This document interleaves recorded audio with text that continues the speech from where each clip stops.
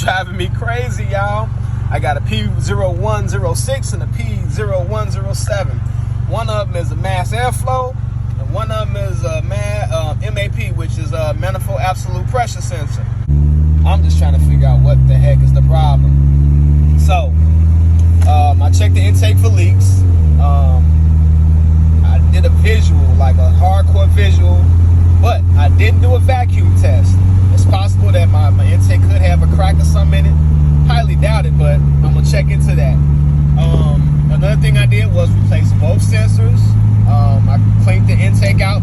Really wasn't that dirty. I haven't heard any sputtering, no misfiring, no rough idle. I just got the lights on now. Before, oh man, this thing was spittering, sputtering, and jerking and irking, and you know, it was just a flux to drive. When you do replace your MAP sensor, make sure you inspect inside the hole, the port.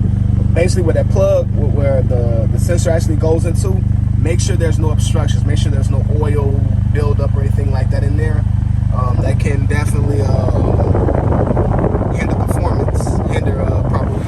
People sometimes wonder why they cut this slick right here. It's not for oil, not for water. You can actually peek in there. My camera will catch it. Yep, that's it right there. Right there. That's the bolt. So actually, you can take your extension, you can watch your socket hit that bolt.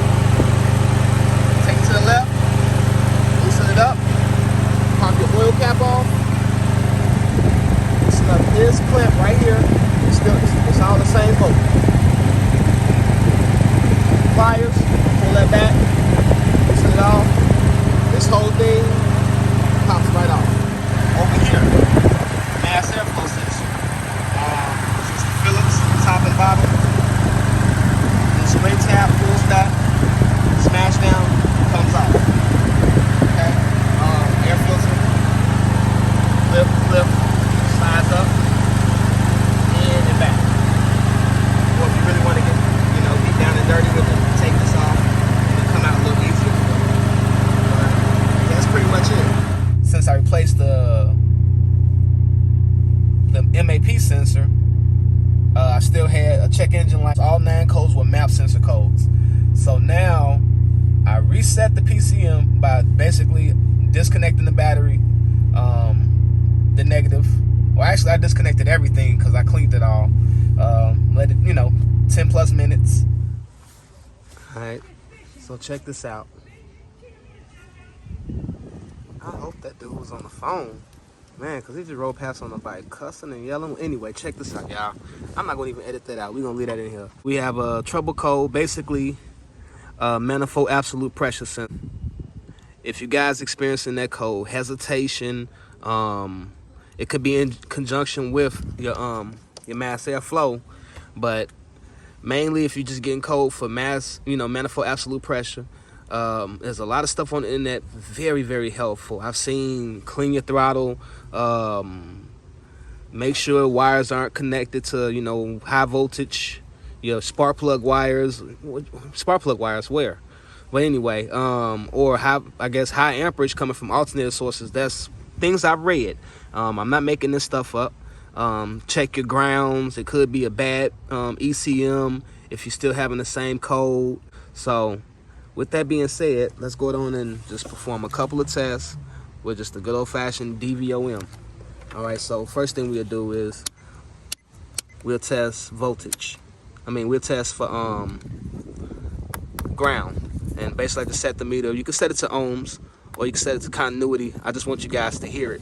So that's why I put it on continuity. I got the negative probe of my meter hooked up to the ground on the battery. So when I take my positive lead and touch the negative on the battery, we should hear continuity. Okay? But if I was to touch the engine block, we should have continuity. Continuity. So, because the engine is grounded. Alright, so I'm gonna back probe my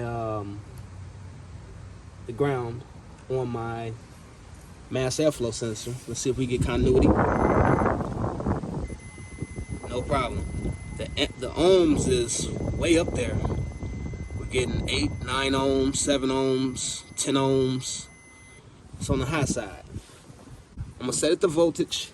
I back probe the gray, which is my ECM input, basically a 5 volt going into your sensor, and then the MAP sensor goes through a resistor with the your kilograms of negative air pressure, just calculates the difference in air pressure and sends that signal back to the PCM.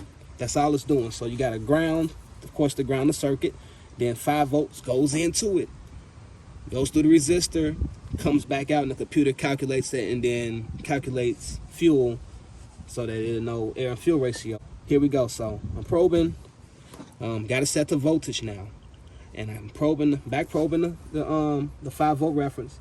I'm holding on to this plug, making sure it's in there really good. So now I'm gonna wiggle on this connector. I traced it down to,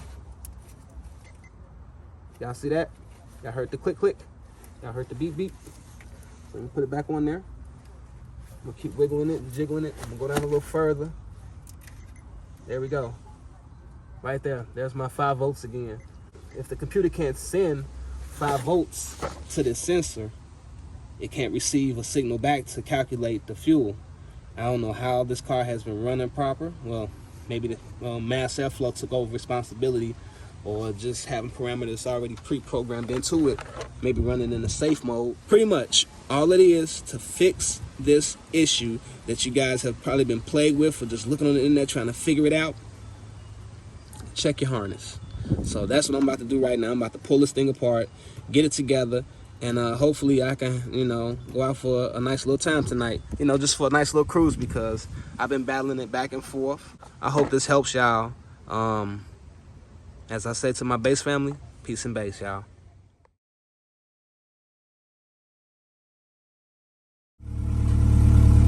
And just like that, I am very thankful to say and happy to say that the repair was successful. No more check engine light, no more service traction, reduced power, none of that stuff. So I'm very happy about that.